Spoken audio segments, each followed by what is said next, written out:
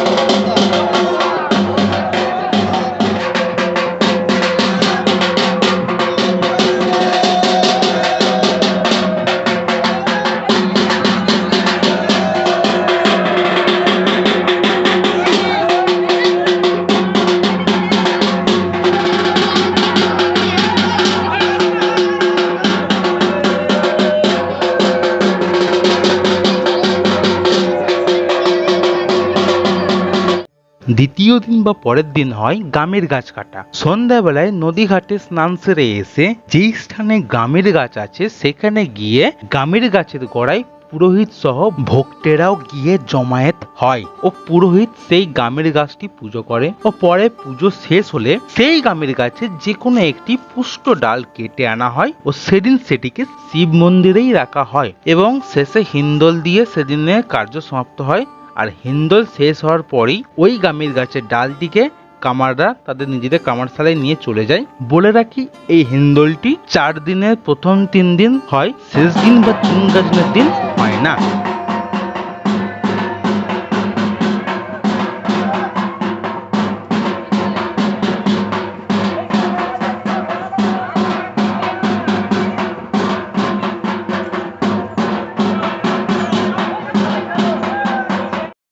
পরের দিন অর্থাৎ তৃতীয় দিন হলো রাত গাজনের দিন। সেদিন ভক্তরা ঝাঁপ প্রস্তুত করে, অর্থাৎ এক প্রকার বেতের ডালি নিয়ে তাতে 9 প্রকার গোটা ফল রাখতে হয়, আর তার সাথে ঝাঁপকাঠি যা কামাররা তৈরি করে ওই গামের গাছ থেকে, আর একটা শিবের শাল যা তোমরা আমার একতেশ্বরের ভিডিওতে দেখেছো। এই শাল নদী ঘাটে নিয়ে গিয়ে পুজো করা হয়, ও ভক্তরা তারা তাদের কাঁধে বা মাথায় করে বয়ে নিয়ে যায়, আবার নিয়ে আসে। আর এই পুজো হয় রাতে, যার কারণে সেদিন হয় রাত গাজন। আর ওই ঝাঁপ বা ডালিগুলোর সেদিন কিছু কাজ না থাকলেও কাজে লাগে পরের দিন, অর্থাৎ দিন গাজনের দিন। এরপর রাত্রিবেলায় নদীঘাট থেকে গাজন করে ফিরে এসে শিবের শালটিকে মন্দিরে রেখে হিন্দোলের জায়গায় এসে সেদিনের মতো হিন্দোল সেরে সমাপ্ত হয় রাত গাজন।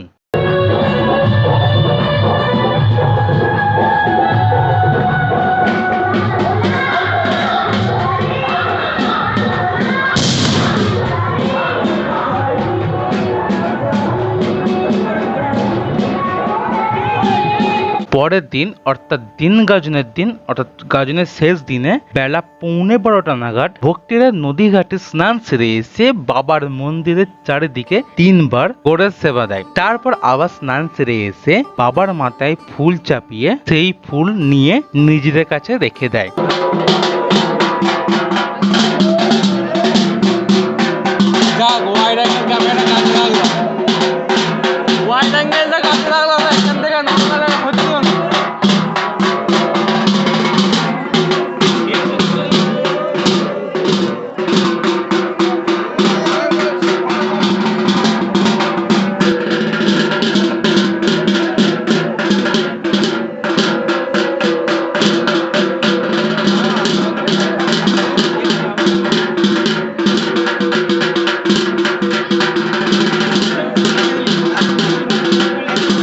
তারপর বিকেল 4টে নাগাদ সমস্ত ভক্তরা শিবের শাল ও ভক্তদের মা বা স্ত্রীরা ওই ঝাঁপ নিয়ে চলে যায় নদী ঘাটে। সেখানে শিবের শালের পূজা হয় এবং পূজা শেষ হয়ে গেলে ভক্তরা সহ তাদের মা ও স্ত্রীরা স্নান সারে। তবে নিবেদয়ামি চাত্তাং সঙ্গতি পরমেশ্বর মহাদেব মহাত্রাণ মহাযোগী মহেশ্বর সর্বপাপং হরং দেবং মকরায় নমো নমঃ।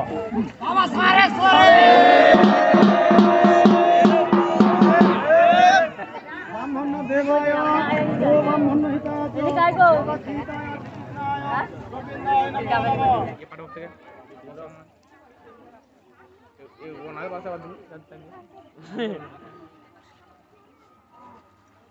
ভিডিও সবুছে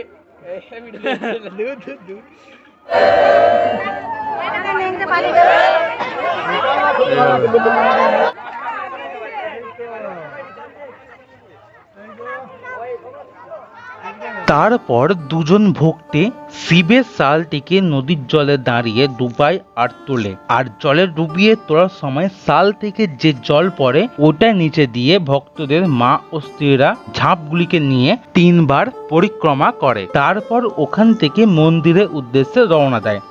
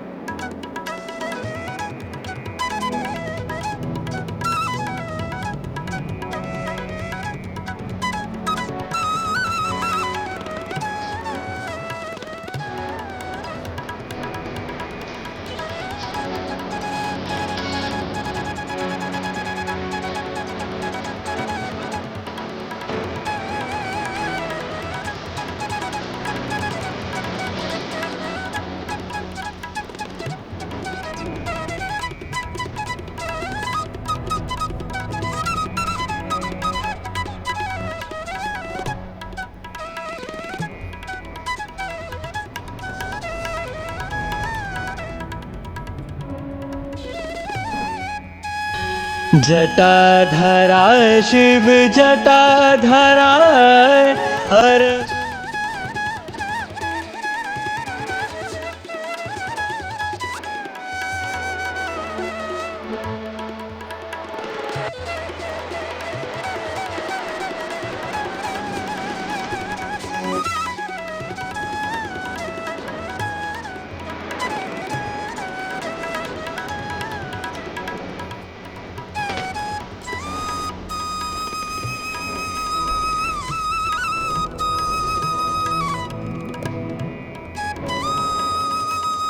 মন্দিরে এসে শুরু হয় ঝাঁপ দেওয়া। একটি গরুর গাড়ির ওপর একটি মোটা বস্তা রেখে তার ওপর গামের গাছ থেকে তৈরি করা ওই ঝাঁপকাঠিগুলি রেখে ভক্তেরা ঝাঁপ দেয় আর বাবার নাম ডাকে।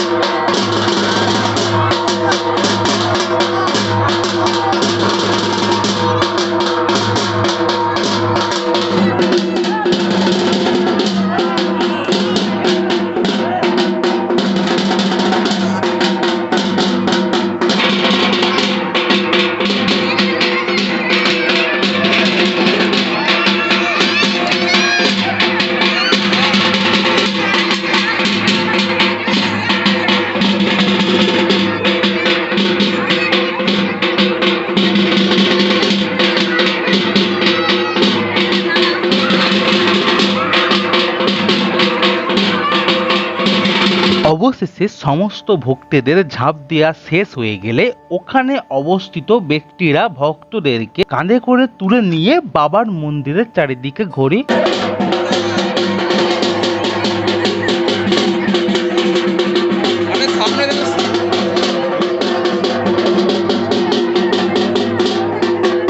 ও অবশেষে ভক্তেরা মন্দিরের সামনে পাশাপাশি দুটি লাইনে করে বসে ও পুরোহিত মশাই তাদের কাঁধের ওপরে ভর দিয়ে হেঁটে যায় ও আবার মন্দিরে ফিরে আসে।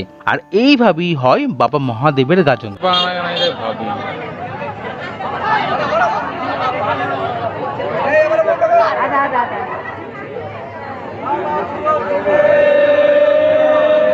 পেটটা বামুন হতো তবে তো হতো। তখন শিবু যেহেতু সত্যি ছিল, ওরা রোগা হালকা মানুষ ছিল।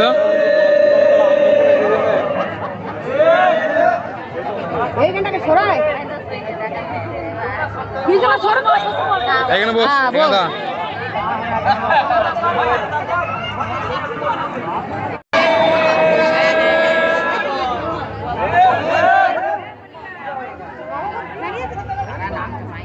আবার এই দিন গাজনের দিন কোথাও কোথাও চড়কও হয়। আমার গ্রামের পাশে গ্রাম পাটরায় চড়ক হয়, তারই কিছু দৃশ্য দেখে নাও।